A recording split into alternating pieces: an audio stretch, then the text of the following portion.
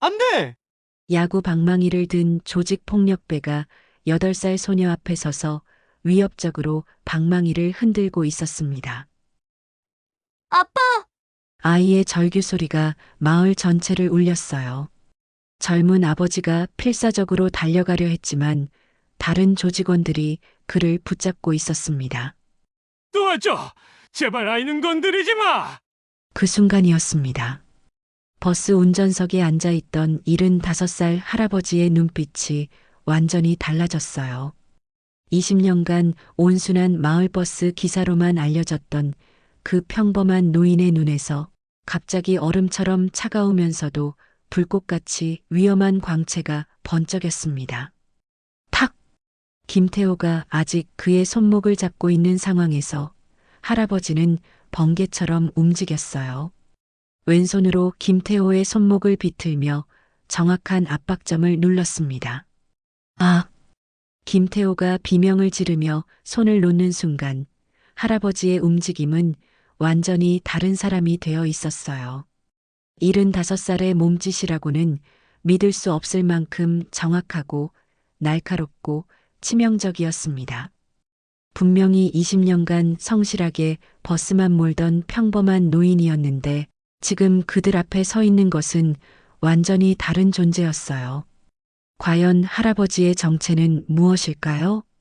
사연 시작하기 전에 무료로 할 수 있는 구독과 좋아요 부탁드립니다.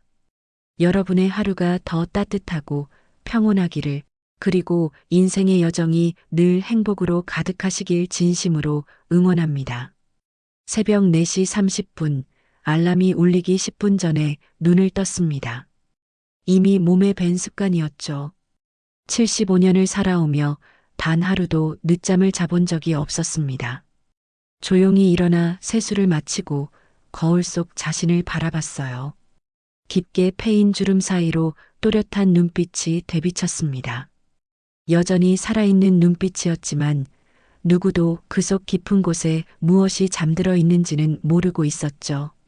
작업복 안쪽 가슴팍에 차갑게 닿는 작은 금속 조각이 있었습니다. 낡은 군용 인식표였어요.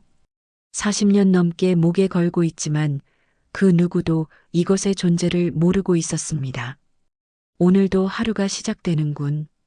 현관문을 나서며 신선한 새벽 공기를 들이마셨습니다. 경기도 양평의 작은 마을, 봉현리는 여전히 고요했어요.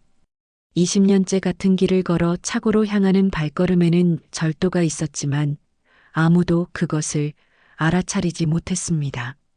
마을버스 차고지에 도착해 25번 버스의 상태를 점검했어요. 타이어 공기압, 브레이크 작동 상태, 엔진 오일까지. 20년간 단 한 번의 사고도 낸 적 없는 베테랑 기사의 꼼꼼함이었죠. 철수 형님, 오늘도 일찍 나오셨네요. 10년 후배인 김 기사가 인사를 건넸습니다. 저는 그저 고개만 끄덕였어요. 많은 말을 하는 편이 아니었거든요. 첫 차 시간인 오전 5시 30분. 엔진을 켜고 정류장으로 향했습니다. 20년째 변함없는 루틴이었죠. 봉현리에서 출발해 양평역을 거쳐 다시 돌아오는 순환 코스. 하루에 12번 왕복하는 단조로운 일상이었습니다. 첫 승객은 역시 새벽 시장에 나가는 순옥이었어요. 마을 이장을 15년째 맡고 있는 68살의 박순옥. 작은 키에 당찬 성격을 가진 그녀는 저보다 7살 어렸지만 마을을 위해서라면 누구보다 앞장서는 사람이었습니다. 철수 어르신, 고생 많으십니다. 버스에 오르며 건네는 그녀의 인사에 저는 백미러로 고개를 끄덕여 응답했어요. 20년간 쌓인 신뢰였죠. 평상시라면 조용히 창밖을 바라보던 순옥이었는데 오늘은 왠지 표정이 무거워 보였습니다. 무언가 걱정이 있는 듯 했죠. 하지만 저는 묻지 않았어요. 각자의 사정에 깊이 개입하지 않는 것이 그동안 지켜온 원칙이었거든요. 오전 일정을 마치고 점심시간에 차고로 돌아왔을 때였습니다. 평소와 다른 광경이 펼쳐져 있었어요. 마을 입구에 검은색 대형 세단 2대가 세워져 있었고 정장을 입은 낯선 남자들 서너 명이 마을 사람들과 무언가를 이야기하고 있었습니다. 그들의 분위기가 심상치 않았어요. 저자들은 누구인가? 본능적으로 느껴지는 불편함이었습니다. 20년 전에 몸에 밴 감각이 갑자기 되살아나는 것 같았어요. 위험을 감지하는 날카로운 직감 말입니다. 점심을 먹으려 들른 마을 식당에서 그 정체를 알 수 있었습니다. 아니, 이런 횡포가 어디 있어요? 갑자기 와서 집을 팔라니. 식당 안쪽 테이블에서 마을 사람들이 흥분해서 이야기하고 있었어요. 목소리가 커서 저절로 들리는 상황이었습니다. 대종건설이라고 하던데 이 일대를 통째로 사들여서 리조트를 짓겠다는 거야. 헐값에 팔라고? 우리가 평생 살아온 터전인데 안 팔겠다니까 협박하듯이 말하더라고. 정말 기분 나빠. 마을 사람들의 목소리에는 분노와 걱정이 뒤섞여 있었습니다. 저는 조용히 식사를 하며 그들의 이야기를 들었어요. 오후 운행을 시작할 때쯤 그 검은 세단들이 마을 곳곳을 돌아다니는 모습을 목격했습니다. 차창 너머로 보이는 남자들의 표정이 예사롭지 않았어요. 정장을 입고 있었지만 그들에게서는 묘한 위압감이 느껴졌습니다. 뭔가 시작되고 있다. 가슴속 깊은 곳에서 경고음이 울리기 시작했어요. 20년 동안 잊고 지내려 했던 그 감각이 다시 깨어나고 있었습니다. 저녁 무렵 마지막 운행을 마치고 집으로 향하는 길이었습니다. 마을 이장 박순옥이 마을회관 앞에서 다른 주민들과 진지하게 이야기를 나누고 있는 모습이 보였어요. 그녀의 표정이 아침보다 더욱 어두워져 있었습니다. 무언가 좋지 않은 일이 벌어지고 있다는 것을 직감할 수 있었죠. 집에 도착해 저녁을 간단히 해결하고 평소처럼 뉴스를 보려고 했습니다. 하지만 자꾸만 마음이 불안했어요. 오늘 본 그 낯선 남자들의 모습이 머릿속을 맴돌았습니다. 창문 너머로 마을의 야경이 보였어요. 20년간 지켜봐 온 평화로운 풍경이었지만 오늘만큼은 달라 보였습니다. 마치 폭풍 전의 고요함 같은 불안한 기운이 감돌고 있었죠. 잠자리에 들기 전 저는 가슴에서 인식표를 꺼내 들여다봤습니다. 이철수 중장. 흐릿해진 글자가 여전히 그 자리에 새겨져 있었어요. 30년 전 그 이름, 그 계급을 아무도 모르는 이 마을에서 저는 그저 평범한 버스 기사일 뿐이었습니다. 하지만 오늘 느낀 그 불안한 예감이 옳다면 이 평화로운 일상이 곧 끝날지도 모른다는 생각이 들었어요. 그렇게 되어서는 안 되는데 이 조용한 마을에서 평범하게 생을 마감하고 싶었습니다. 더 이상 아무도 다치지 않기를, 더 이상 누구와도 싸우지 않기를 바라며 살아왔거든요. 하지만 마음속 깊은 곳에서는 또 다른 목소리가 속삭이고 있었습니다. 만약 정말로 이 마을 사람들에게 위험이 닥친다면 과연 그냥 보고만 있을 수 있을까? 그 질문에 대한 답을 찾지 못한 채 저는 긴긴 밤을 맞이했습니다. 내일이면 모든 것이 분명해질 것 같은 예감과 함께 새벽 4시 50분, 평소보다 30분 일찍 잠에서 깼습니다. 어젯밤 내내 뒤척였던 탓이었죠. 불안한 예감이 현실이 되는 것을 막을 수는 없을까? 아는 헛된 바람을 품으면서도 가슴 깊숙이 자리 잡은 경계심은 계속 나를 세우고 있었어요. 세수를 마치고 작업복을 입으며 또다시 가슴팍에 계급장이 차갑게 닿는 감촉을 느꼈습니다. 오늘은 왠지 그 무게감이 더 무겁게 느껴졌어요. 차고로 향하는 길, 마을 곳곳에서 수군거리는 소리가 들려왔습니다. 여느 때보다 이른 시간임에도 불구하고 주민들이 삼삼오오 모여 무언가를 진지하게 논의하고 있었죠. 어제 그 사람들이 또 올 거래요. 이번엔 더 강하게 나올 것 같던데. 지나가며 들리는 단편적인 대화들이었지만 마을 전체에 긴장감이 돌고 있다는 것을 알 수 있었습니다. 첫 차 시간 박순옥 이장이 평소와 달리 세 번째 정류장에서 탔어요.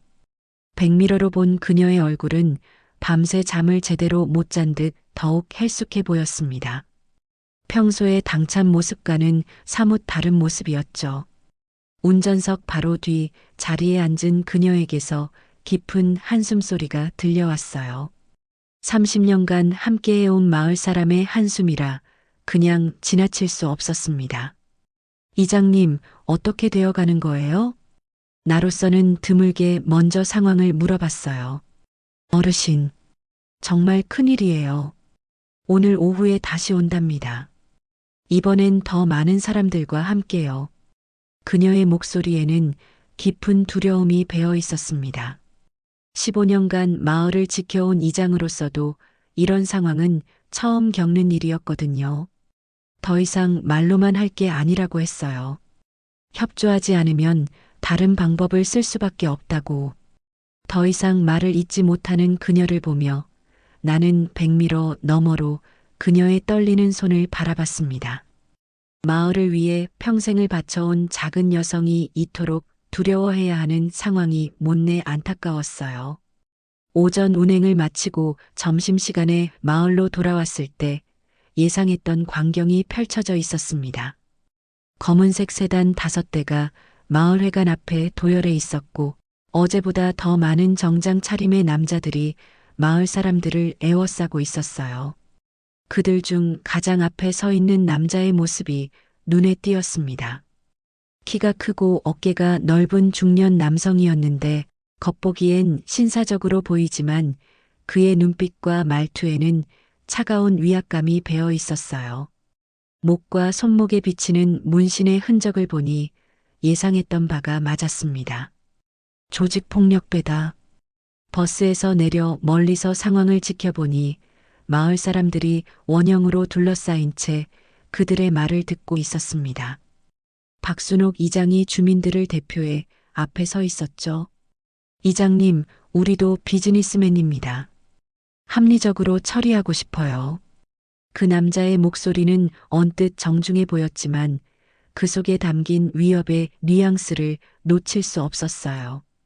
이미 수많은 적들과 마주했던 경험이 있는 저에게는 더욱 명확하게 들렸습니다. 하지만 우리 회사도 일정이 있거든요. 더 이상 기다릴 수는 없습니다.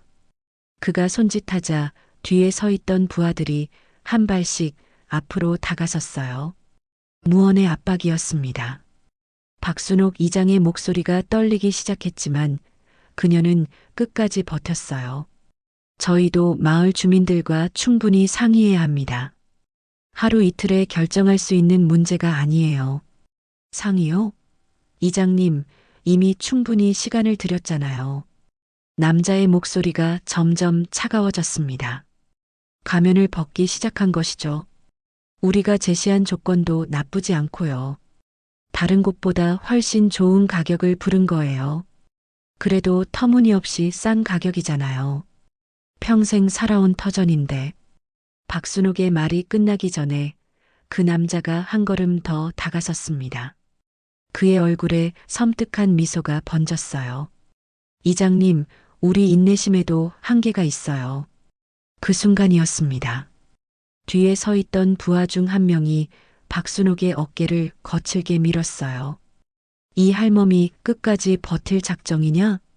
68살의 작은 몸집이 비틀거렸고 순간 균형을 잃고 넘어질 뻔했습니다.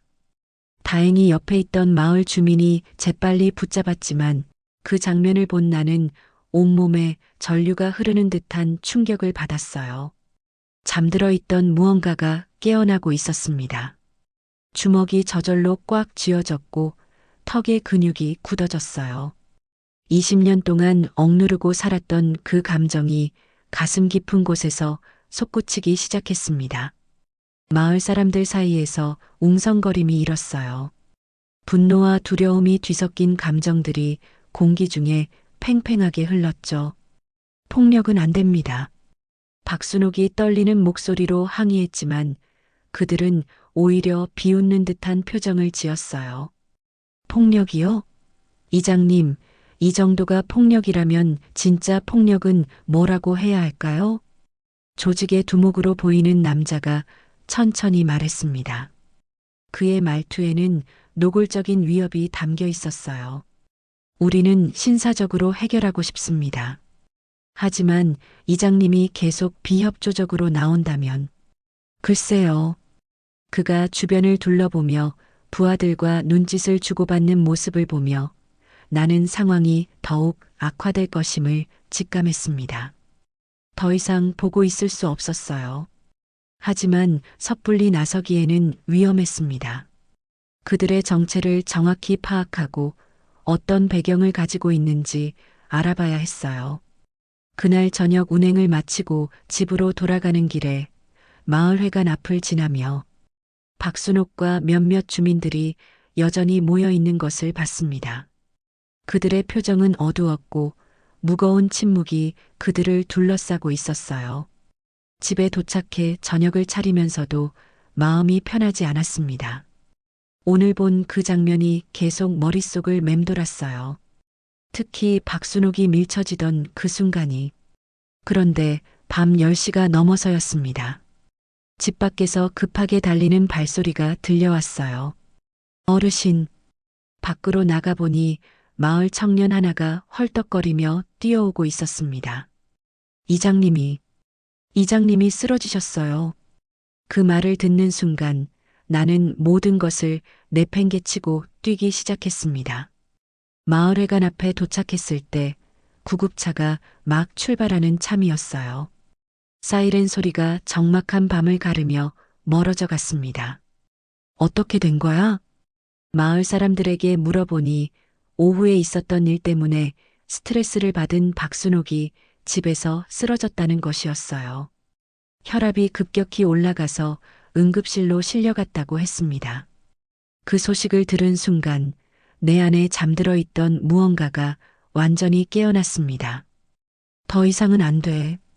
집으로 돌아와 방문을 잠그고 오랫동안 열지 않았던 옷장 깊숙한 곳을 뒤졌어요.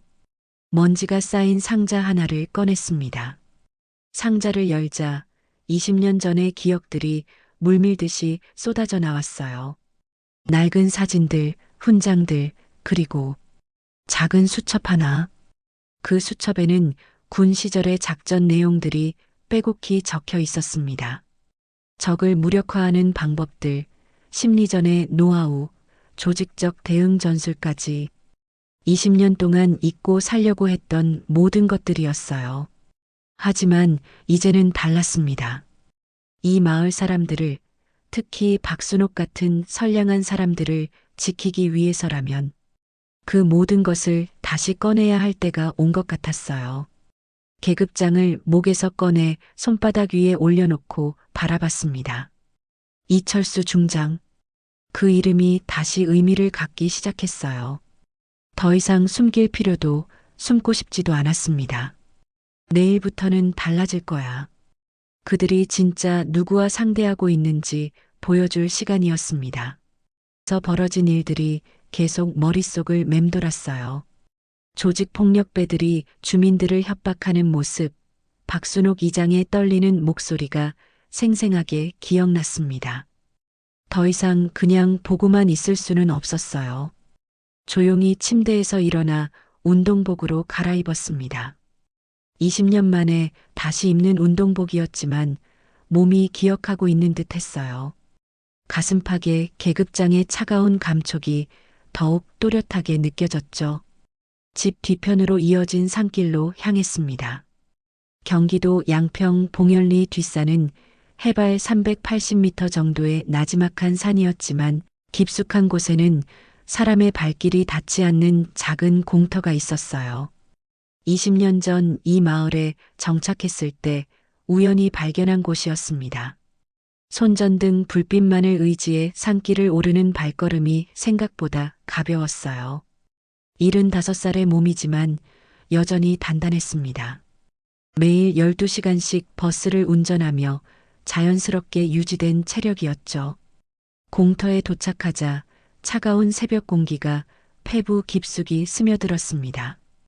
달빛만이 희미하게 주변을 비추고 있었어요. 이제 시작이다. 먼저 몸풀기부터 했습니다. 목, 어깨, 허리를 차례대로 돌리며 관절을 풀어줬어요. 20년 만에 하는 준비 운동이지만 몸이 기억하고 있었습니다. 스트레칭을 마친 후 기본 자세를 취했어요. 발을 어깨 너비로 벌리고 무릎을 살짝 구부린 채 중심을 낮췄습니다. 군 시절 매일 아침 했던 그 자세였죠. 첫 번째 주먹이 공기를 갈랐습니다. 휘잉 마이너스. 바람을 가르는 소리가 정적을 깼어요. 생각보다 깔끔한 폼이었습니다. 몸은 늙었지만 근육의 기억은 사라지지 않았던 거죠. 좌우 연속 직선 펀치, 훅, 어퍼컷까지 20년 전 매일 1000번씩 연습했던 기본기들을 하나씩 되짚어 갔어요. 처음엔 어색했지만 점점 자연스러워졌습니다. 땀이 등줄기를 타고 흘러내렸어요. 오랜만에 느끼는 운동의 쾌감이었습니다. 다음은 발차기였어요. 전면차기, 옆차기, 뒤차기까지. 관절이 뻣뻣해져서 예전만큼 높이 올라가지는 않았지만 여전히 위력은 있었습니다. 마지막으로 가장 중요한 것, 호흡과 명상이었어요. 땅바닥에 앉아 다리를 접고 눈을 감았습니다. 깊고 천천한 숨을 들이마시며 마음을 가라앉혔죠. 군 시절 작전 전에 항상 했던 루틴이었습니다. 마음이 고요해지자 20년 전의 기억들이 하나씩 떠올랐어요. 국방부에서의 치열했던 업무, 각종 작전을 지휘했던 긴장감, 그리고 많은 책임감 속에서 보낸 나날들까지. 눈을 뜨자 동쪽 하늘이 붉게 물들기 시작했습니다. 벌써 1시간이 지난 것 같았어요. 집으로 돌아가는 길, 봉현리 마을이 한눈에 내려다 보이는 곳에서 잠시 멈췄습니다. 저 아래 평화로워 보이는 마을에 어떤 위험이 도사리고 있는지 마을 사람들은 아직 모르고 있었어요. 첫 번째 새벽 훈련을 마치고 집으로 돌아와 평소처럼 출근 준비를 했습니다. 겉으로는 아무것도 변하지 않은 평범한 버스 기사의 모습이었죠.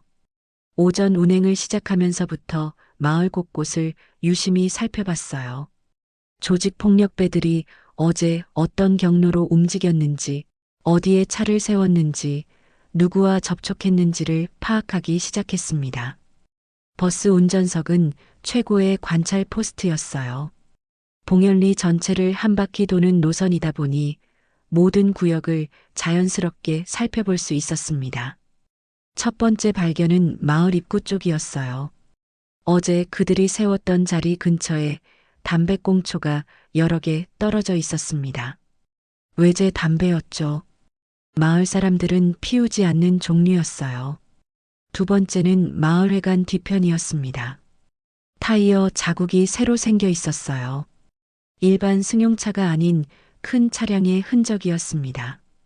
점심시간에 병원에 들러 박순옥 이장을 문병했어요. 다행히 의식은 깨어 있었지만 얼굴이 많이 상해 보였습니다. 어르신, 고마워요. 이런 데까지 와주시고. 괜찮으세요? 좀 어떠세요? 혈압이 많이 올랐대요. 며칠은 입원해야 한다고 하네요. 그녀의 목소리는 평소보다 약해져 있었어요. 하지만 눈빛만은 여전히 단단했습니다. 이장님, 걱정 마세요. 모든 게 잘 될 거예요. 저는 그녀의 손을 가볍게 잡으며 말했어요. 그 순간 그녀의 눈에서 안도의 빛이 스쳤습니다. 병원에서 나오는 길에 주차장에서 익숙한 차량을 발견했어요. 어제 마을에 왔던 검은색 세단 중 하나였습니다. 저들도 이장님을 감시하고 있는 건가? 차량 번호를 머릿속에 새겨두고 자연스럽게 지나갔습니다. 운전석에는 선글라스를 낀 남자가 앉아 있었어요. 그는 저를 그냥 지나가는 할아버지 정도로만 생각하는 듯 했습니다. 그날 오후 운행 중에도 계속 관찰을 이어갔어요. 그들의 패턴을 파악하기 시작했습니다. 오전 10시경 마을 진입, 오후 2시까지 활동, 저녁 6시경 철수. 대체로 일정한 패턴이었어요. 그리고 주로 마을 어르신들을 타겟으로 접근하고 있었습니다. 저녁 무렵 마지막 운행을 마치고 차고로 돌아가는 길에 작은 실험을 해봤어요. 그들이 자주 주차하는 마을 입구 쪽에 일부러 버스를 천천히 운행했습니다. 그러면서 백미러로 그들의 반응을 살폈죠. 역시 아무런 관심을 보이지 않았어요. 그저 평범한 마을버스 정도로만 인식하고 있었습니다. 좋다. 이 점을 활용할 수 있겠어. 그날 밤 2번째 새벽 훈련을 위해 다시 산으로 올랐습니다. 어제보다 몸이 훨씬 가벼웠어요. 오늘은 은신술을 연습해 봤어요. 나무 뒤에 숨어서 움직이지 않고 버티는 훈련, 소리 없이 이동하는 기술들을 하나씩 되짚어 갔습니다. 30년 전에는 이런 기술들로 적진을 정찰하고 중요한 정보를 수집했었죠. 지금 상황에도 충분히 활용할 수 있을 것 같았습니다. 새벽 4시쯤 훈련을 마치고 집으로 돌아가는 길에 마을 입구를 지나갔어요. 그런데 이상한 것을 발견했습니다. 어제 확인했던 담배꽁초들이 사라져 있었어요. 누군가 정리한 것 같았습니다. 혹시 저들도 경계하기 시작한 건가? 며칠이 더 지났습니다. 매일 새벽 훈련을 이어가며 동시에 그들의 동선과 패턴을 더욱 자세히 파악했어요. 그러던 중 결정적인 정보를 얻을 수 있었습니다. 어느 날 오후 운행 중에 우연히 들은 그들의 전화 통화였어요. 차창을 열고 대화하는 바람에 일부가 들렸습니다. 다음 주까지는 정리해야 한다고 했잖아. 본사에서 압박이 심하다고. 이장이 입원한 틈을 타서 더 강하게 밀어붙이자. 다음 주. 그들이 본격적으로 움직일 시기가 다가오고 있었어요. 그날 밤 산에서 훈련을 마치고 내려오는 길에 첫 번째 작은 작전을 실행했습니다. 그들이 자주 주차하는 자리 근처에 있는 가로등을 살짝 조작했어요. 전구를 약간 느슨하게 해서 불이 깜빡거리도록 만든 것이었습니다. 소소한 불편함을 주는 심리전의 시작이었어요. 다음 날 오전 그 자리를 지나갈 때 확인해 보니 역시 그들이 당황하는 모습을 볼 수 있었습니다. 이 불 왜 이러지? 어제는 멀쩡했는데. 에이, 시골 전기시설이 다 그렇지 뭐. 하지만 분명히 신경 쓰이는 듯 했어요. 작은 것부터 시작해서 점점 그들의 심리를 흔들어 놓을 계획이었습니다. 그렇게 일주일이 지났습니다. 매일 새벽 산에서 몸을 만들고 낮에는 그들을 관찰하며 밤에는 작은 방해 공작들을 실행했어요. 가로등 조작, 그들 차량 근처에 작은 못 뿌려놓기, 주차 공간에 일부러 쓰레기 버리기 같은 소소한 것들이었지만 확실히 그들을 신경 쓰이게 만들고 있었습니다. 그리고 무엇보다 내 몸이 눈에 띄게 달라지고 있었어요. 녹슨 기계에 기름을 쳐서 다시 돌리는 느낌이었습니다. 하지만 진짜 시험은 이제 시작이었어요. 어느 날 오후 평소보다 많은 차량들이 마을에 진입하는 것을 목격했습니다. 검은색 세단 5대와 승합차 1대까지. 뭔가 큰일이 벌어질 것 같았어요. 그날 저녁 운행을 마치고 집으로 향하던 중 마을 회관 쪽에서 소란스러운 소리가 들려왔습니다. 사람들이 모여서 무언가를 크게 논쟁하는 소리였어요. 멀리서 지켜보니 조직폭력배들이 이번엔 아예 대놓고 주민들을 압박하고 있었습니다. 박순옥 이장이 입원한 틈을 노린 것 같았어요. 그 순간 한 젊은 주민이 그들에게 대들었습니다. 이게 무슨 짓이에요? 이렇게 하는 게 어디 있어요? 그러자 조직의 부하 중 한 명이 그 젊은이에게 다가가더니 탁! 거칠게 뺨을 때렸습니다. 그 소리가 밤 공기를 찢고 내 귀까지 전해졌을 때 나는 더 이상 참을 수 없었어요. 이제 정말로 나서야 할 때가 온 것 같았습니다. 어젯밤 젊은 주민이 뺨을 맞는 장면을 목격한 후 나는 잠을 이룰 수 없었습니다. 더 이상 지켜보기만 할 수는 없었어요. 본격적인 개입을 시작해야 할 때가 왔습니다. 새벽 2시, 평소보다 더 일찍 일어나 산으로 향했어요.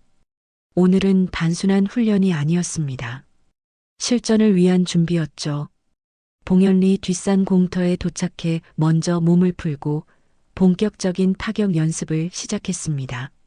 손바닥으로 나무줄기를 가격하는 연습, 정확한 급소를 노리는 지압점 공격법까지 20년 동안 잠들어 있던 기술들이 하나씩 되살아났어요. 탁, 탁, 탁. 나무를 치는 소리가 고요한 새벽을 깨뜨렸습니다. 손바닥이 빨갛게 달아올랐지만 멈출 수 없었어요. 오늘 밤에는 정말로 움직여야 했거든요. 그런데 그때였습니다. 숲속 어딘가에서 나뭇가지가 꺾이는 소리가 들려왔어요. 누군가 있다. 즉시 경계태세를 취하며 소리가 난 방향으로 시선을 돌렸습니다. 어둠 속에서 무언가가 움직이는 게 보였어요. 누구야? 나와. 나는 낮고 위협적인 목소리로 외쳤습니다. 30년 전 적진에서 사용하던 그 어조였죠.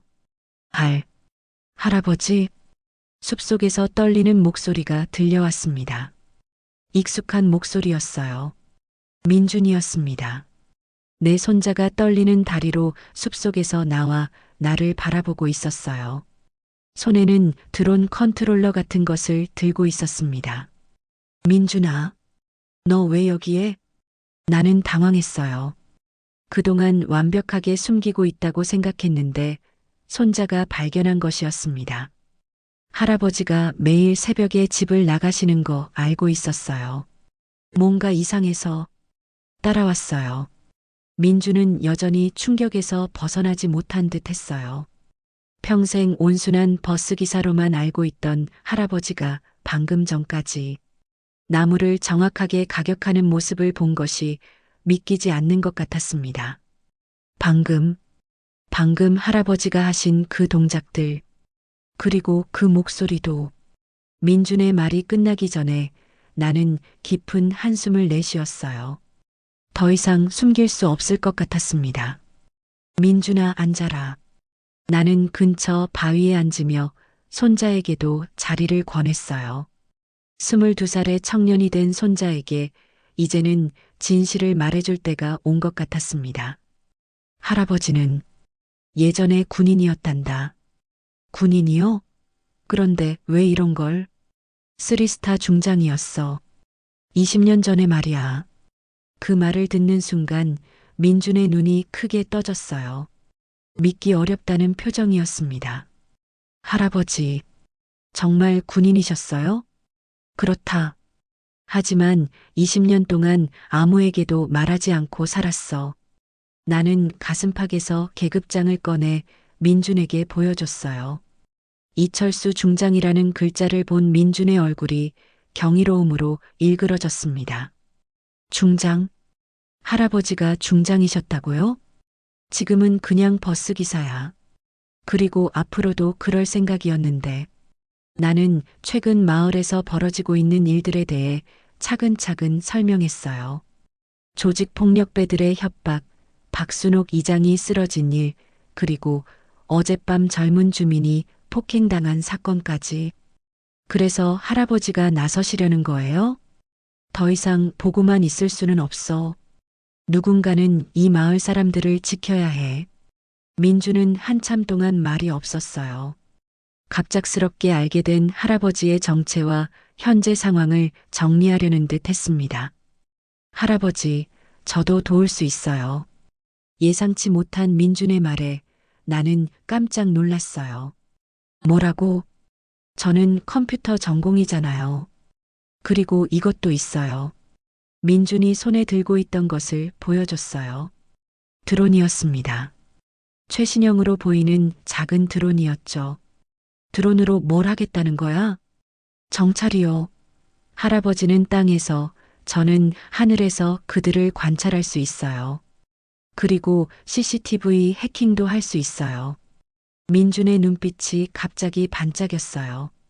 젊은 세대다운 기술적 접근법이었습니다. 그렇게 예상치 못한 동반자가 생겼습니다. 75살의 군 베테랑과 22살의 IT 전문가. 세대를 뛰어넘은 팀워크의 시작이었어요. 첫 번째 공동작전은 정보 수집이었습니다. 민준이 드론을 띄워 그들의 본거지를 찾아내는 것이었죠. 할아버지, 드론 카메라로 보니까 저들이 마을 외곽 펜션에 머물고 있어요.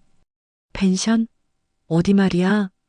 마을에서 5km 떨어진 곳이에요. 폐업한 펜션을 임시 거점으로 쓰고 있는 것 같아요. 민준이 실시간으로 전해주는 정보들이 놀라웠어요. 드론의 고성능 카메라로 그들의 차량 번호는 물론 인원수까지 정확히 파악할 수 있었습니다. 총 8명이에요. 승용차 3대, 승합차 1대.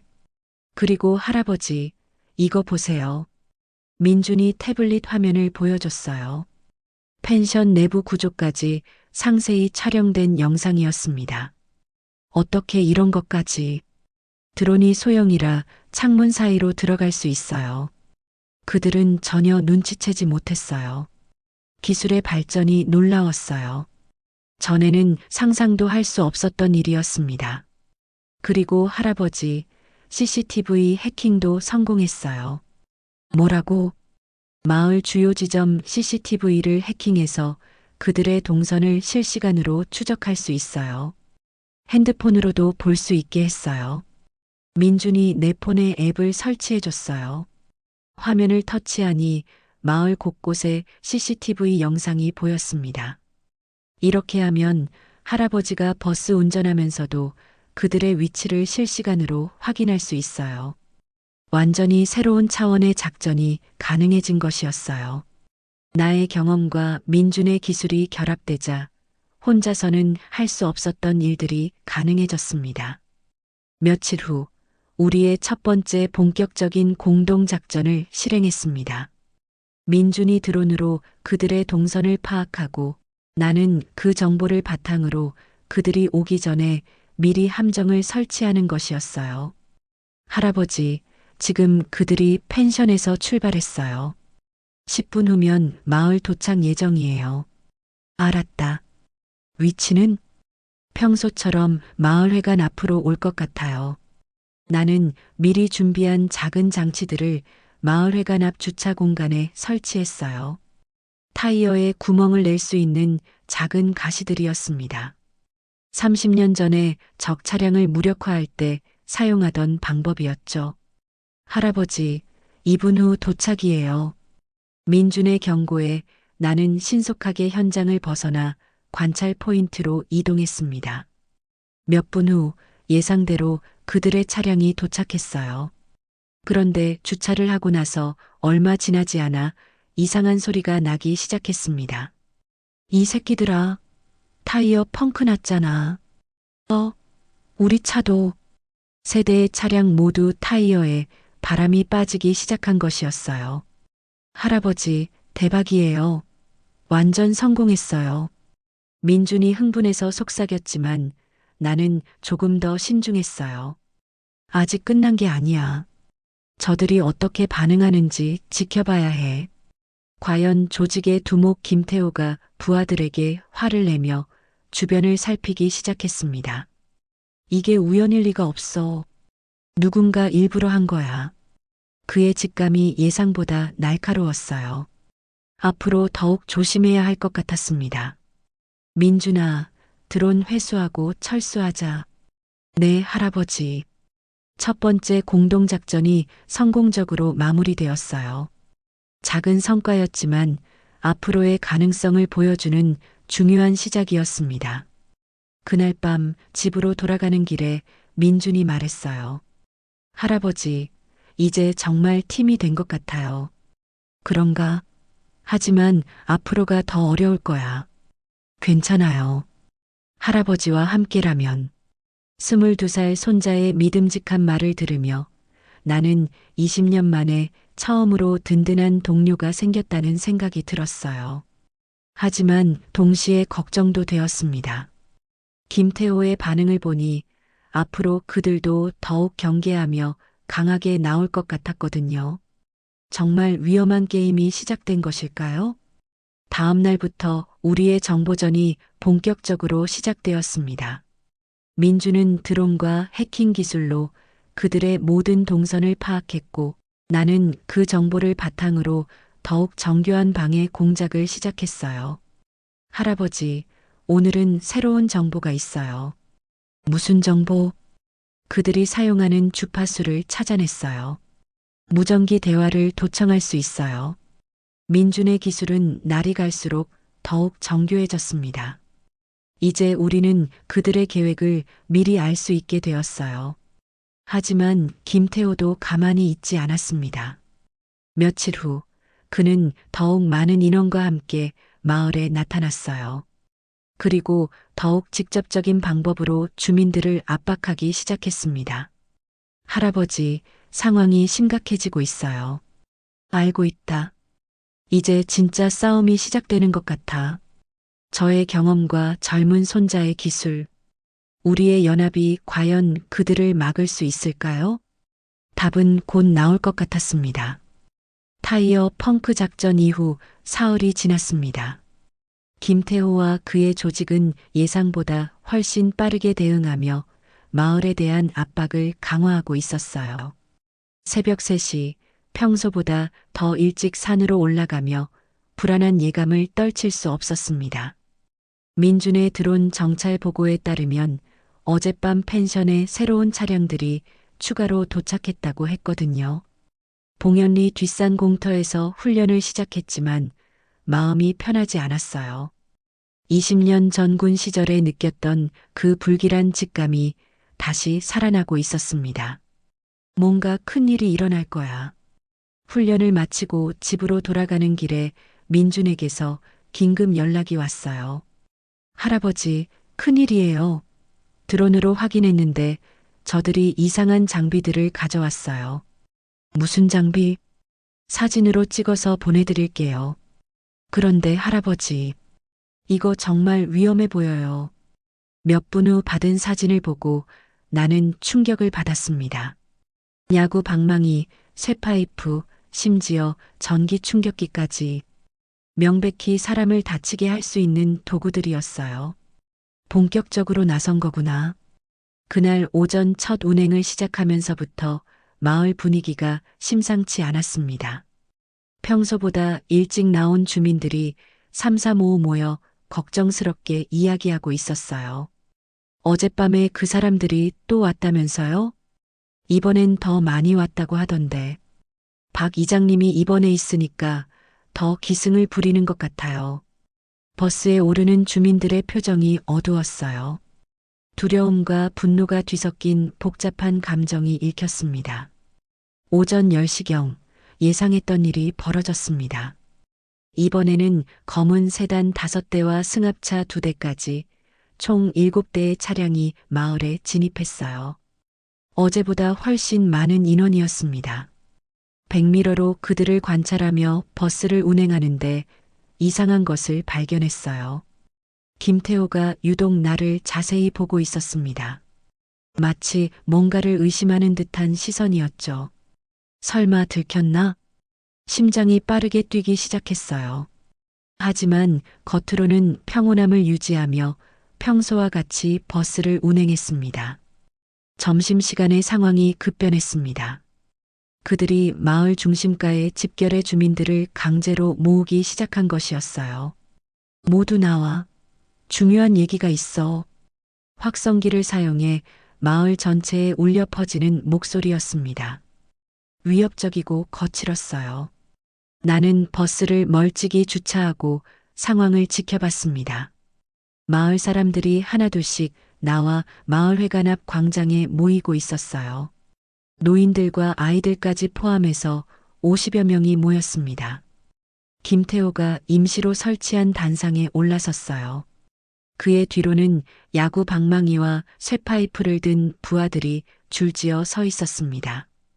완전한 무력 시위였죠. 주민 여러분, 우리의 인내심도 한계가 있습니다. 김태호의 목소리에는 더 이상의 협상 의지가 없었어요. 협박과 위협만 가득했습니다.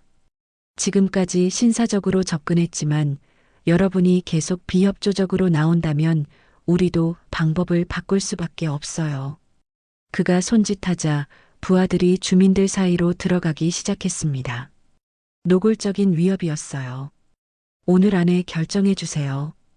더 이상 기다릴 수 없습니다. 그 순간이었습니다. 마을의 한 젊은 아버지가 앞으로 나섰어요. 8살 딸을 품에 안고 있었습니다.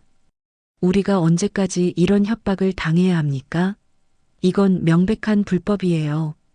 불법이요? 김태호가 비웃으며 그 아버지에게 다가갔어요.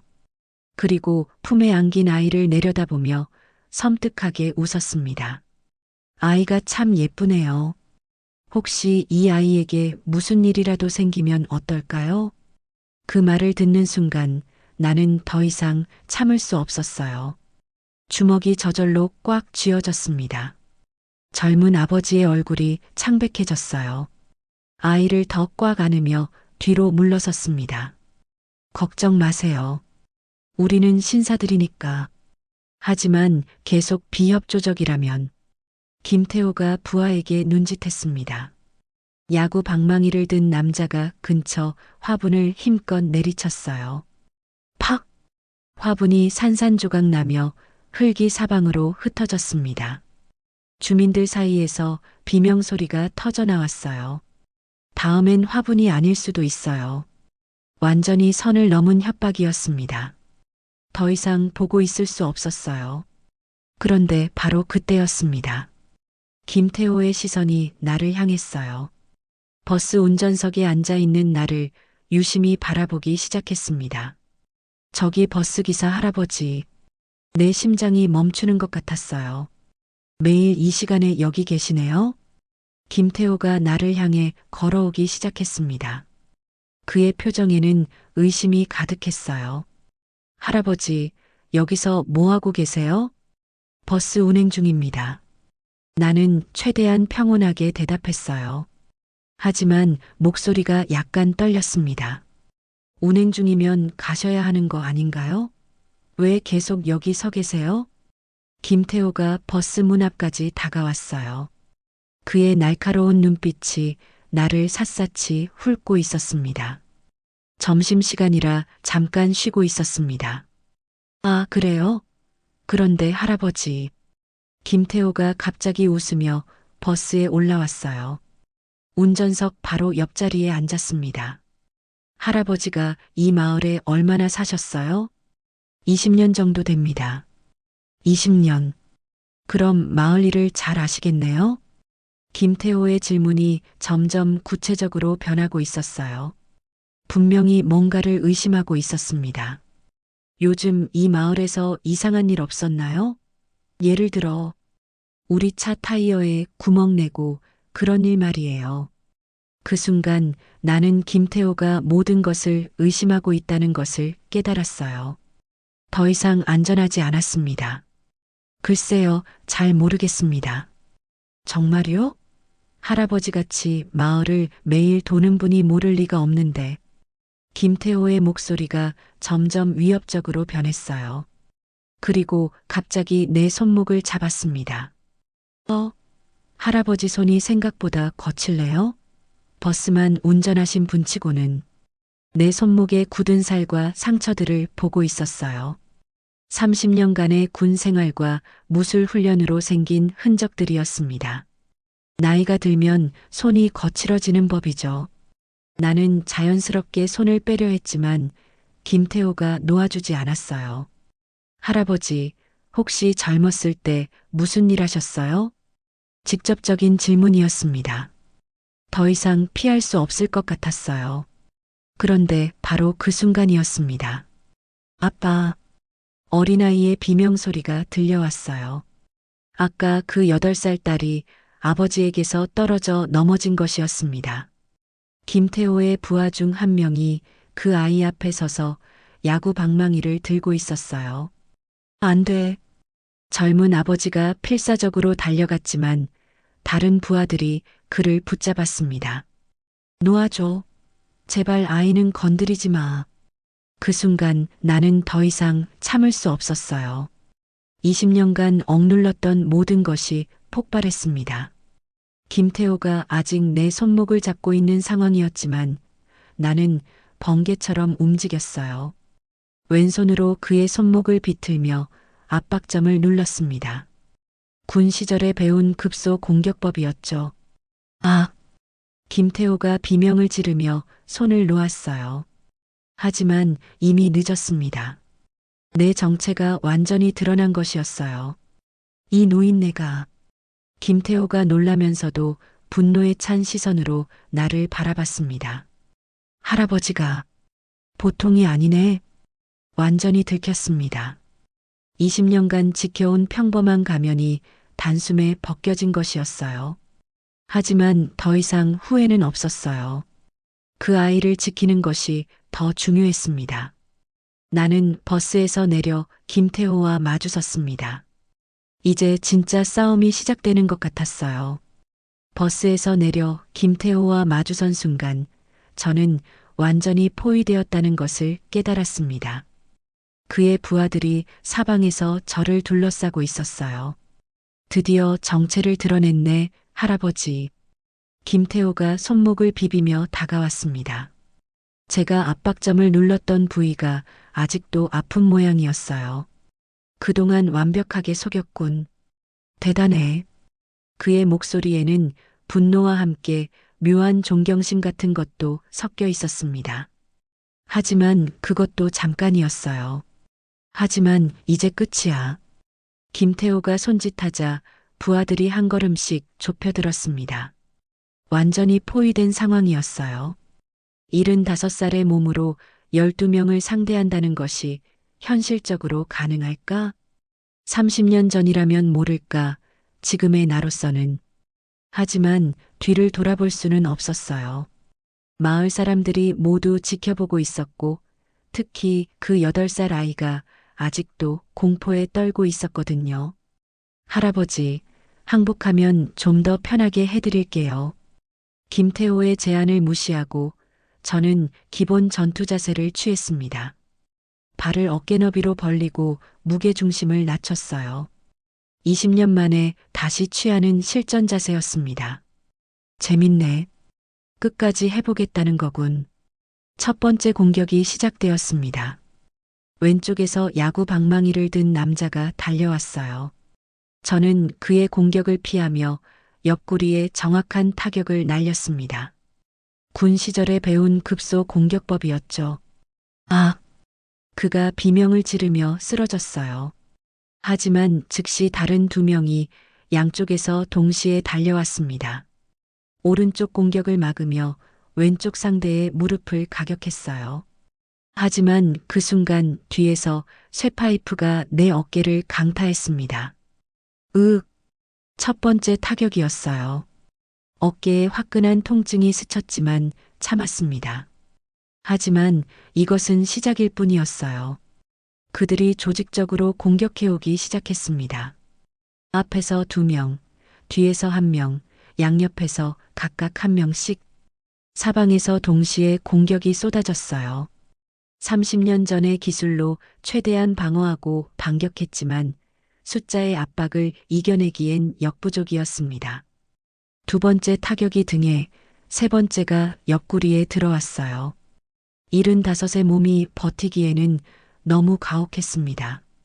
할아버지, 마을 사람들의 걱정스러운 외침이 들렸지만 아무도 도울 수 없는 상황이었어요.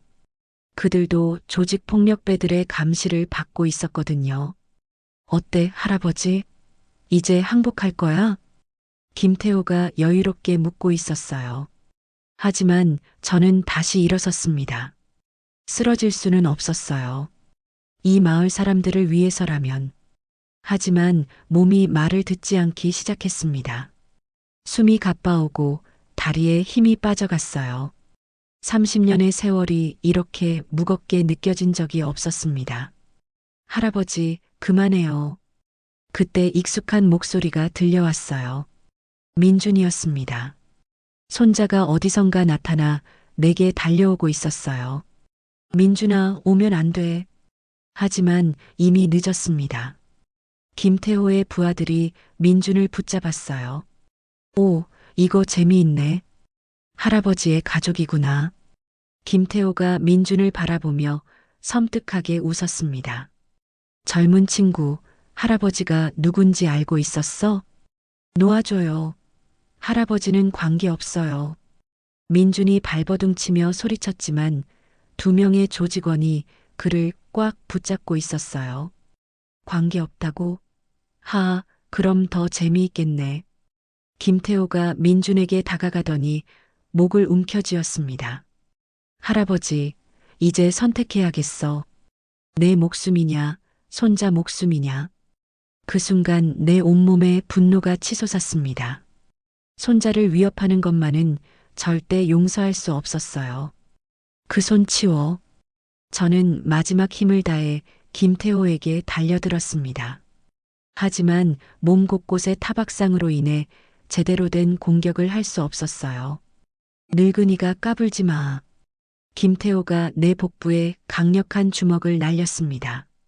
나는 그 자리에 무릎을 꿇고 쓰러졌어요. 할아버지. 민준의 절규가 들렸지만 나는 일어날 힘도 없었습니다. 이제 정말 끝이야, 할아버지. 김태호가 직접 쇠파이프를 들고 다가왔어요. 최후의 공격을 가하려는 것 같았습니다. 그런데 바로 그때였습니다. 어디선가 사이렌 소리가 들려왔어요. 20년 전에 들어봤던 그 신호음이었어요. 뭐야, 그 소리? 김태호와 그의 부하들이 당황하며 사방을 둘러봤습니다. 그리고 곧 더 놀라운 일이 벌어졌어요. 저 멀리 마을 입구에서 검은색 차량 여러 대가 고속으로 진입하고 있었습니다. 누구야, 저들? 하지만 가장 놀라운 것은 그 다음이었어요. 두두두두두. 하늘에서 헬리콥터 소리가 들려왔습니다. 점점 가까워지는 소리였어요. 이게 뭐야? 조직폭력배들이 완전히 당황했습니다. 상황을 전혀 예상하지 못했던 것 같았어요. 검은색 군용 헬리콥터 한 대가 마을 상공에 나타났습니다. 그리고 마을 회관 앞 광장에 착륙하기 시작했어요. 특수부대다. 누군가 소리쳤습니다. 헬리콥터에서 완전 무장한 특수부대원들이 뛰어내렸어요. 검은색 전투복에 최신 장비로 무장한 정예 병사들이었습니다. 모두 엎드려. 손을 머리 위로. 특수부대의 지휘관이 확성기로 외쳤습니다. 김태호와 그의 부하들이 완전히 혼란에 빠졌어요. 갑자기 나타난 군 특수부대에 어떻게 대응해야 할지 몰랐습니다. 저항하면 즉시 제압한다. 특수부대원들이 조직폭력배들을 포위하며 무기를 겨눴어요. 완전히 압도적인 화력이었습니다. 그런데 더 놀라운 일이 벌어졌습니다. 특수부대 지휘관이 나를 발견하더니 똑바로 서서 경례를 했어요. 이철수 군단장님께 경례. 경례. 모든 특수부대원들이 일제히 나를 향해 거수 경례를 했습니다. 그 장엄한 모습에 마을 사람들이 경악했어요. 김태호의 얼굴이 창백해졌습니다. 지금까지 상대해온 할아버지가 누구인지 이제야 깨닫기 시작한 것 같았어요. 군단장님, 늦어서 죄송합니다. 수고했다. 상황은? 민간인들은 모두 안전하며 적대 세력 12명 확보했습니다. 나는 비틀거리며 일어났습니다. 몸은 만신창이었지만 마음만은 든든했어요. 30분 후 모든 조직 폭력배들이 특수부대에 의해 제압되었습니다. 김태호는 마지막까지 믿을 수 없다는 표정으로 나를 바라봤어요.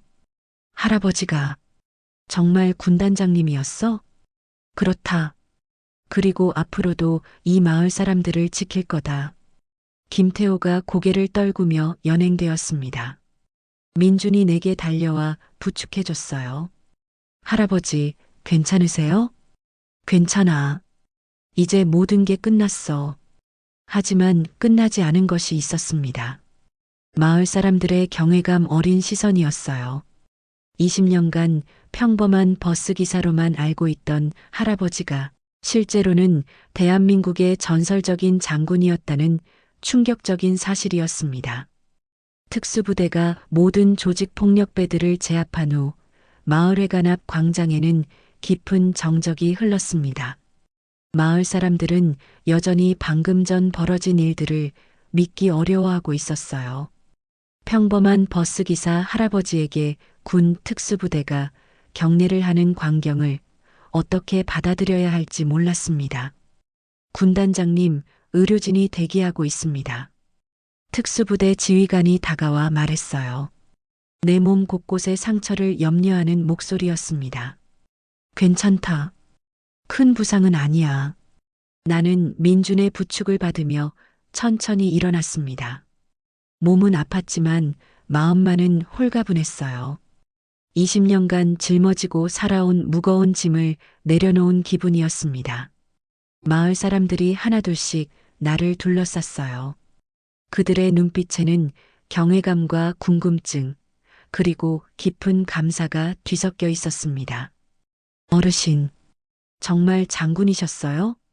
먼저 입을 연 것은 10년간 함께 일했던 김 기사였습니다. 그의 목소리는 떨리고 있었어요. 나는 고개를 끄덕였습니다.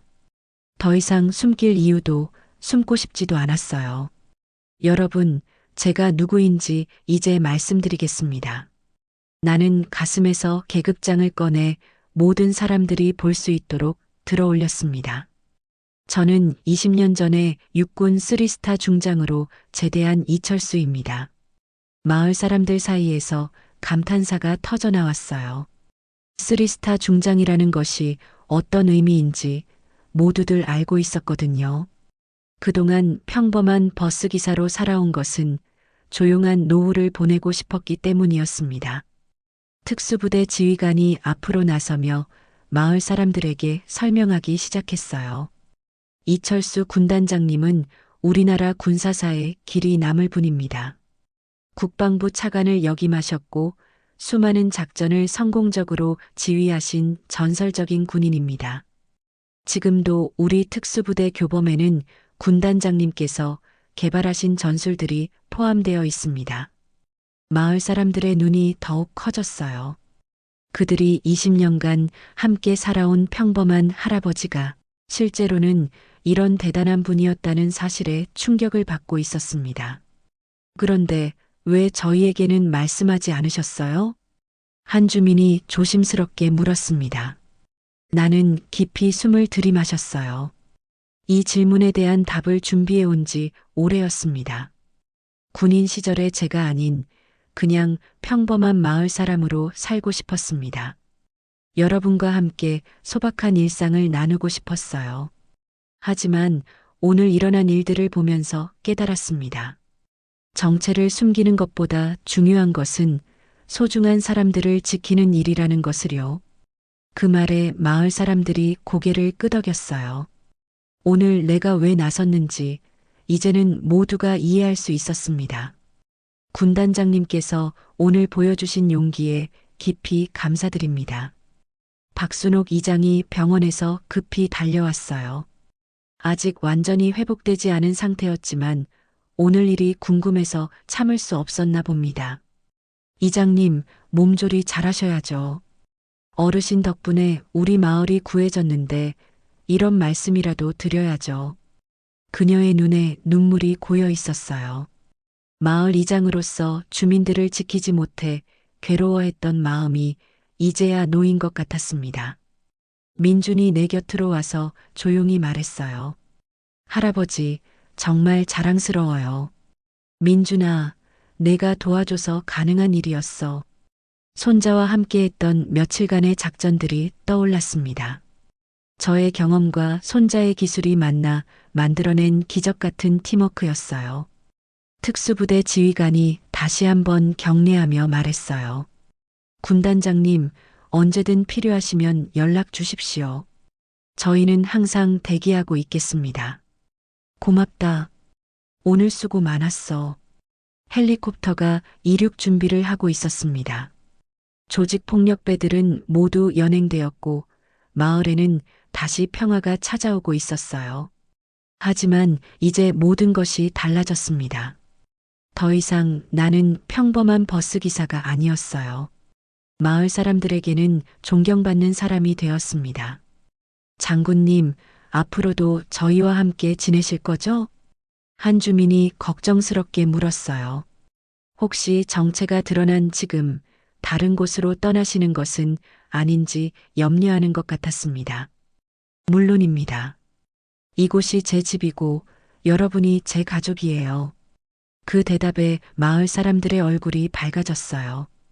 다만 이제는 숨기지 않겠습니다. 필요하다면 언제든 여러분을 지킬 준비가 되어 있어요. 마을 사람들이 박수를 치기 시작했습니다. 20년간 함께 살아온 평범한 이웃이 실제로는 이들을 지켜줄 수 있는 든든한 보호자였다는 사실에 안도하고 있었어요. 그날 저녁 마을 사람들이 즉석에서 작은 축하 모임을 열어줬습니다. 마을회관에 모여 함께 식사를 하며 그동안 궁금했던 이야기들을 나눴어요. 어르신, 정말 궁금한 게 있어요. 어떻게 그런 대단한 분이 저희 같은 시골 마을에 오게 되신 거예요? 특별한 이유는 없어요. 그냥 조용하고 평화로운 곳에서 살고 싶었을 뿐입니다. 20년 전 퇴역하고 나서 전국을 돌아다니며 정착할 곳을 찾았어요. 그러다 이 마을을 발견했죠. 첫눈에 마음에 들었습니다. 사람들이 정겨웠고 산과 들이 아름다웠어요. 마을 사람들이 진지하게 내 이야기를 들었어요. 그들에게는 20년간 함께 살아온 이웃의 숨겨진 이야기가 흥미진진했을 것입니다. 그런데 왜 버스 기사를 선택하셨어요? 마을 사람들과 자연스럽게 만날 수 있는 일이었어요. 그리고 누군가에게 도움이 되는 일이기도 했고요. 20년간 단 한 번의 사고도 없으셨잖아요. 역시 다르셨던 거네요. 김 기사가 감탄하며 말했어요. 아니에요. 그냥 안전운전을 한 것뿐이에요. 하지만 사실 군인 시절 훈련받은 집중력과 책임감이 도움이 되었던 것은 맞았습니다. 장군님, 앞으로는 어떻게 지내실 예정이세요?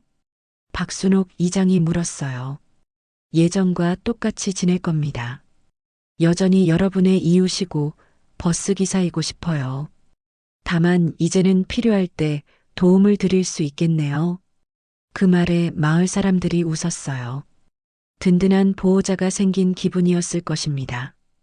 밤이 깊어갈 무렵 사람들이 하나둘씩 집으로 돌아갔어요. 나도 민준과 함께 집으로 향했습니다. 할아버지, 오늘 정말 고생 많으셨어요. 민준아, 내가 없었다면 불가능했을 거야. 정말 고마웠어. 할아버지와 함께 할 수 있어서 영광이었어요. 집 앞에 도착했을 때 나는 계급장을 다시 꺼내 들여다봤습니다. 이철수 중장. 20년간 숨겨왔던 이 이름이 이제는 당당하게 빛나고 있었어요. 더 이상 부끄러워할 이유도 숨길 이유도 없었습니다. 할아버지, 이제 정말 홀가분하시죠? 그렇다. 마치 큰 짐을 내려놓은 것 같아. 다음 날 아침 평소와 같은 시간에 일어났지만 기분은 완전히 달랐어요. 더 이상 숨길 것이 없다는 해방감이 온몸을 감쌌습니다. 차고로 향하는 길, 마을 사람들의 인사도 달라져 있었어요. 군단장님, 안녕하세요. 장군님, 오늘도 안전운전하세요. 처음엔 어색했지만 점점 익숙해져 갔습니다. 이것이 진짜 내 모습이었으니까요. 버스에 올라 운전석에 앉으니 20년간 앉아왔던 그 자리가 새롭게 느껴졌어요. 이제는 평범한 버스 기사이면서 동시에 마을의 수호자였습니다. 두 개의 정체성이 하나로 합쳐진 것이었어요. 엔진을 켜고 첫 운행을 시작했습니다. 창밖으로 보이는 봉연리의 풍경이 그 어느 때보다 아름다워 보였어요. 이제 이 마을은 진짜 안전했습니다. 그리고 나는 진짜 자유로워졌어요. 더 이상 숨길 것도 부끄러워할 것도 없는 완전한 자유였습니다. 조직폭력배 사건이 해결된 지 한 달이 지났습니다. 봉현리 마을에는 다시 평온한 일상이 찾아왔어요. 하지만 그 평온함은 이전과는 완전히 달랐습니다. 새벽 5시 평소와 같이 차고로 향하는 길에 마주치는 마을 사람들의 시선이 달라졌어요. 예전의 무관심한 인사가 아니라 진심 어린 존경과 감사가 담겨 있었습니다. 군단장님, 안녕하세요. 이제 사람들은 나를 그렇게 불렀어요. 처음엔 어색했지만 점점 익숙해져 갔습니다. 그냥 철수 아저씨라고 부르세요. 아니에요. 군단장님이라고 불러야죠. 마을 사람들의 고집스러운 존경에 나는 그저 웃을 수밖에 없었어요. 첫 차 시간 박순옥 이장이 완전히 회복된 후 처음으로 버스에 탔습니다. 그녀의 표정이 예전보다 더 밝아 보였어요. 군단장님, 정말 감사합니다. 우리 마을을 지켜주셔서. 이장님, 저야말로 고맙습니다. 제가 진짜 누구인지 받아들여 주셔서. 창밖으로 보이는 마을 풍경도 달라져 있었어요. 조직폭력배들이 협박하며 버려두었던 각종 쓰레기들이 모두 치워졌고 주민들이 자발적으로 꽃을 심어놓은 화단들이 곳곳에 생겨났습니다. 두려움이 사라지자 사람들의 얼굴에도 활기가 돌았어요. 오전 운행을 하며 문득 이상한 감정이 들었습니다. 분명히 모든 것이 해결되었고 마을은 평화를 되찾았으며 사람들의 존경도 받고 있었는데 왠지 모를 공허함이 가슴 한구석에 자리 잡고 있었어요. 20년간 숨겨온 정체가 드러난 후의 허탈감일까요? 아니면 더 이상 숨길 것이 없어진 데서 오는 묘한 상실감일까요? 점심시간에 민준이 찾아왔습니다. 요즘 손자는 할아버지를 보는 눈빛이 완전히 달라져 있었어요. 존경과 자랑스러움이 가득한 시선이었습니다. 할아버지, 오늘 대학교 친구들이 할아버지 이야기를 듣고 싶어 해요. 뭘 그런 걸 자랑하고 다니니? 자랑하는 게 아니라 정말 대단한 일이잖아요. 할아버지는 진짜 영웅이에요. 하지만 나는 영웅이라는 말이 여전히 어색했어요. 나는 그저 해야 할 일을 했을 뿐이었는데 사람들이 너무 큰 의미를 부여하는 것 같았습니다. 오후 운행 중에 어느 정류장에서 낯선 중년 남성이 버스에 올랐어요. 정장을 입고 있었지만 조직폭력배와는 전혀 다른 느낌이었습니다. 혹시 이철수 군단장님이신가요? 그가 조심스럽게 물었어요. 그렇습니다. 저는 국방부에서 나왔습니다. 군단장님과 잠깐 얘기를 나누고 싶어서요. 마을회관 앞에서 버스를 세우고 그와 이야기를 나눴어요. 이번 일로 많은 관심을 받고 계시는 것 알고 있습니다. 혹시 현역으로 복귀하실 생각은 없으신지요? 예상했던 제안이었어요. 하지만 나는 고개를 저었습니다. 고맙지만 사양하겠습니다. 지금이 좋아요. 하지만 군단장님의 경험과 능력이 제 자리는 여기입니다. 이 버스 운전석이 제가 있어야 할 곳이에요. 그는 아쉬워했지만 나의 의지를 존중해줬어요. 저녁 무렵 마지막 운행을 마치고 집으로 돌아가는 길에 많은 생각이 들었어요. 한 달 전까지만 해도 이 평온한 풍경을 지키기 위해 목숨을 걸고 싸웠는데 이제는 그 모든 것이 꿈같이 느껴졌습니다. 집에 도착해 저녁을 간단히 해결하고 계급장을 꺼내 들여다봤어요. 이철수 중장. 20년간 숨겨왔던 이 이름이 이제는 당당하게 빛나고 있었습니다. 하지만 동시에 또 다른 생각도 들었어요. 진짜 나는 누구일까? 이철수 중장일까? 아니면 마을버스 기사일까?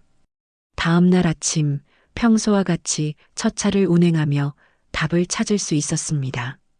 군단장님, 오늘도 고생 많으십니다. 마을 사람들의 인사를 받으며 나는 깨달았어요. 나는 이철수 중장이면서 동시에 마을버스 기사였습니다. 그 두 개의 정체성이 모순되는 것이 아니라 하나로 합쳐진 것이었어요. 젊었을 때는 나라를 지키는 군인이었고 지금은 마을을 지키는 버스 기사였습니다. 본질은 같았어요. 사람들을 지키고 평화를 유지하는 일이었죠. 오후에 뜻밖의 방문객이 있었습니다. 김태호였어요. 보석으로 나왔다고 했습니다. 할아버지, 죄송합니다. 그는 깊이 머리를 숙였어요. 한 달 전에 거만한 모습은 온데간데 없었습니다. 할아버지가 정말로 그런 분이신 줄 몰랐어요. 제가 너무 무식했습니다. 일어나세요. 나는 그를 일으켜 세웠어요. 우리 마을에 피해를 준 것은 용서할 수 없지만 그래도 깨달았다면 다행이에요. 정말 죄송합니다. 앞으로는 절대 이런 일 하지 않겠습니다. 김태호가 진심으로 사과하는 모습을 보며 나는 복잡한 감정을 느꼈어요. 분노도 있었지만 동시에 연민도 들었습니다. 그도 누군가의 아들이고 잘못된 길로 빠진 것 뿐이었으니까요. 김태호 씨, 마지막으로 하나만 물어봐도 될까요? 네, 말씀하세요. 왜 이런 일을 하게 되었나요? 김태호가 잠시 망설이더니 조용히 대답했어요. 돈 때문이었어요. 그리고 인정받고 싶어서요. 제대로 된 교육도 못 받고 가진 것도 없어서 이런 식으로라도 성공하고 싶었어요. 이제 다른 길을 찾아보세요. 늦지 않았어요. 정말 그럴 수 있을까요? 물론이에요. 저도 75살에 새로운 인생을 시작했는데 당신은 아직 젊잖아요. 김태호가 고개를 끄덕이며 돌아갔어요. 그가 정말로 변할 수 있을지는 모르겠지만 적어도 기회는 주고 싶었습니다. 저녁 무렵 민준과 함께 뒷산에 올랐어요. 한 달 전까지 혼자서 새벽 훈련을 했던 그 공터였습니다. 할아버지, 여기서 매일 운동하셨어요? 그렇지. 20년 만에 다시 시작한 곳이지. 이제도 계속 하실 거예요? 글쎄, 이제는 굳이 그럴 필요가 없을 것 같은데. 하지만 말은 그렇게 했지만 마음속으로는 계속하고 싶었어요. 나이가 들어도 건강을 유지하고 싶었고 무엇보다 이 마을을 지킬 수 있는 힘을 기르고 싶었거든요. 민준아, 너도 함께 운동해 볼래? 정말요? 할아버지가 가르쳐 주실 거예요? 물론이지. 하지만 아주 힘들 거야. 괜찮아요. 할아버지처럼 강해지고 싶어요. 그렇게 우리는 새로운 일상을 시작했어요. 할아버지와 손자가 함께하는 새벽 운동이었습니다. 며칠 후 마을 사람들이 작은 기념식을 열어줬어요. 조직폭력배 소탕 1개월 기념이라며 마을회관에 모인 것이었습니다. 이철수 군단장님께 감사패를 드리겠습니다.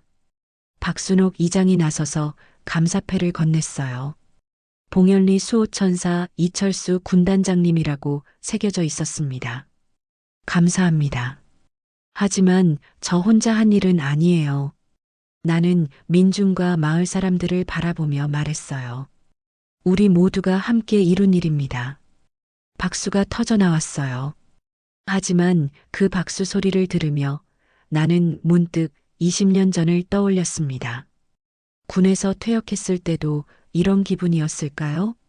승리의 기쁨과 함께 오는 허무함, 그리고 이제 뭘 해야 할지 모르는 막막함.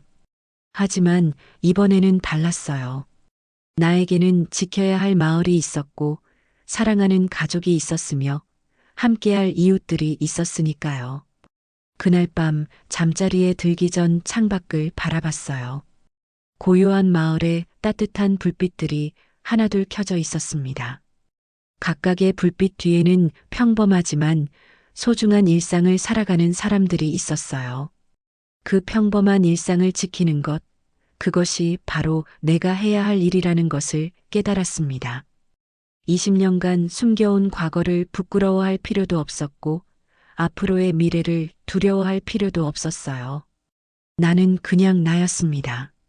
과거에는 나라를 지킨 군인이었고 지금은 마을을 지키는 버스 기사였으며 앞으로도 이 작은 공동체의 든든한 어른으로 남을 것이었어요. 계급장을 다시 목에 걸며 생각했습니다. 이제는 더 이상 숨기지 않겠다고. 하지만 자랑하지도 않겠다고. 그저 묵묵히 오늘도 버스 운전대를 잡고 이 마을 사람들과 함께 살아가겠다고. 그것이 진짜 나다운 삶이라고. 새벽 4시 20분, 내일도 나는 똑같은 시간에 일어날 것입니다. 하지만 그 일상이 이제는 전혀 무겁지 않았어요. 오히려 감사했습니다. 75가지 건강하게 살 수 있어서, 지킬 수 있는 사람들이 있어서, 그리고 마침내 진짜 내 모습으로 살아갈 수 있게 되어서, 오늘 이야기를 들어주셔서 진심으로 감사합니다. 어떤 나이가 되어도 포기하지 않는 마음, 소중한 사람들을 지키려는 용기, 그리고 진정한 자신의 모습으로 살아가는 것의 의미에 대해 생각해 볼 수 있는 시간이었기를 바랍니다. 여러분의 한마디 한마디가 누군가에게는 큰 힘이 될 수 있습니다. 항상 건강하시고 오늘도 행복한 하루 되세요. 감사합니다.